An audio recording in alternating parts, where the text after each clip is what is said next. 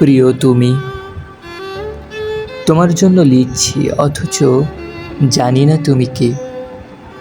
হয়তো তুমি এক ক্লান্ত সন্ধ্যার মানুষ, হয়তো একা হাঁটছো নীরব রাস্তায়, কিংবা ব্যস্ত শহরের ভিড়ে হারিয়ে গেছো।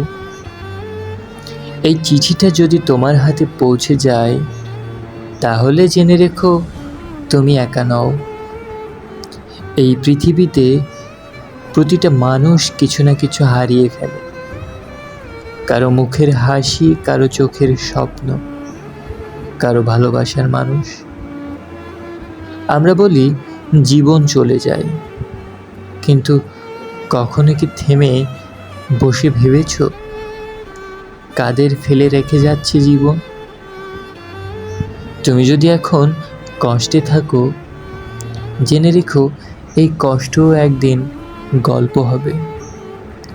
কেউ একজন হয়তো একদিন বলবে, তুমি কি করে এতটা সাহসী হলে? আর তুমি সেদিন হেসে বলবে, আমি শুধু বেঁচে ছিলাম মাত্র।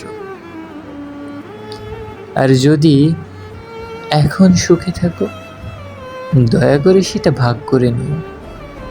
একটুখানি হাসি, একটুখানি সময়, একটুখানি মনোযোগ, এই ছোট্ট জিনিসগুলো কাউকে হয়তো আবার বাঁচিয়ে তুলতে পারে।